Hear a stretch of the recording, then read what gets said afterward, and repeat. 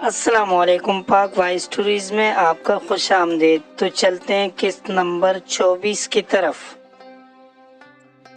پورے 8 گھنٹے ہو چکے تھے، وہ مسلسل ایک ہی پوزیشن میں اسپتال کے ٹھنڈے کوریڈور میں ہر شے سے بے نیاز بیٹھی تھی۔ اس کے لبوں پر صرف ایک ہی درد تھا، دل کی ایک ایک دھڑکن، اور ہر سانس عبد کی زندگی کے لیے دعا کر رہی تھی۔ یا اللہ اسے زندگی دینا میرے مالک، میں اس کی جدائی کبھی سہ نہیں پاؤں گی۔ مالک مجھے میرے گناہ پر ایسی سزا مت دینا جس کا بوجھ میرے وجود کو ریزہ ریزہ کر دے۔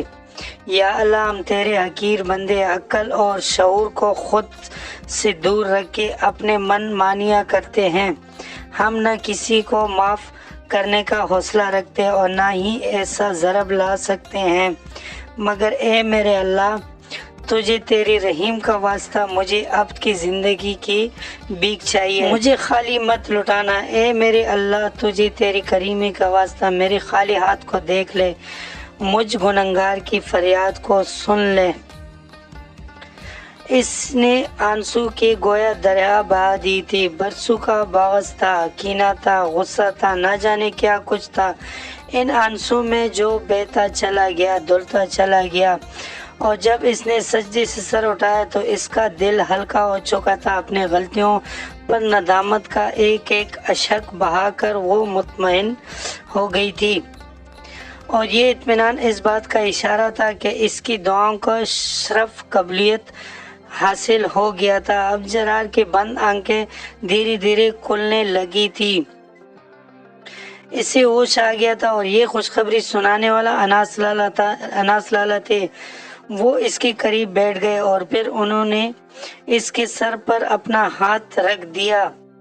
رشی لالا، وہ ان کی آواز سن کر ندامت کی دل میں پھر سے گر پڑی۔ لالا مجھے معاف کر دے، میری وجہ سے اب کی یہ حالت ہو گئی، میں بہت بری ہوں، بہت ظالم ہوں، بہت خود غرض ہوں، مجھے معاف کر دے لالا۔ وہ ان کے کندھے سے لگی پھوٹ پھوٹ کر رو رہی تھی۔ رشی گڑیا بس کرو، خود کو سنبھالو، دیکھو اب کو ہوش آ گیا، اس کے سامنے رو گی تو اس سے تکلیف ہوگی۔ وہ اس کا سر تپک کر مسلسل تسلیاں دے رہے تھے، اور جب وہ تھوڑا سنبھلی تو پھر انہوں نے اپنے مخصوص وہمِ لہجے میں بولنا شروع کیا۔ معافی تمہیں نہیں بلکہ مجھے مانگنی چاہیے، غلطی کسی اور کی نہیں، سراسر میری تھی۔ میں نے جانچ پڑتال کیوں نہ کی تھی، میں نے وضاحت کیوں نہ طلب کی، مجھے چاہیے تھا کہ معلم ہونے کے ناطے تم سے باز پرس کرنے سے پہلے بات کے تہہ میں اترتا۔ تمہیں بے عزت کرنا، تم پر ہاتھ اٹھانا، یہ سب میرے جرم تھے، مجھے معاف کر دو بیٹا۔ میں خود کو کبھی معاف نہیں کر پاؤں گا کہ ایک بچی میرے فعل سے دل برداشتہ ہو کر مسائی جیسے پروفیشن سے نفرت کرنے لگی۔ تم نے اپنا خواب ادھورا چھوڑ دیا صرف اور صرف میری وجہ سے۔ وہ لب کچلتی ہوئی شاید ضبط کی کڑی منازل سے گزر رہے تھے۔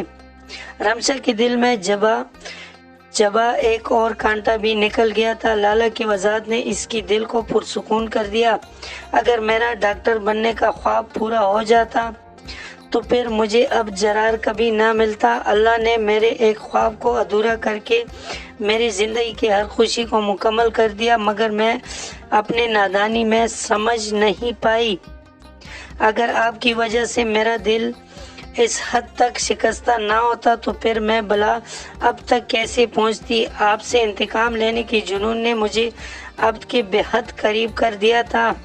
میں تو آپ کے احسان مند ہوں، مجھے آپ کی تصوت سے سچے موتی جیسے دل والا اب جرار مل گیا، جس کی سوچوں پر، خیالوں پر، خوابوں پر صرف میرا ہی قبضہ ہے۔ امید ہے آپ کو یہ سٹوری کا قصہ پسند آیا ہوگا۔ اگر پسند آیا تو ویڈیو کو لائک کر لے، کمنٹ میں اپنے رائے کا اظہار ضرور کر لینا، اور چینل کو سبسکرائب کر لے، بیل نوٹیفیکیشن کو آن کر لے تاکہ ہمارا آنے والا قسط آپ کو بآسانی پہنچ سکے۔ اللہ حافظ، اگلے قسط میں پھر انشاءاللہ ملاقات ہوگی۔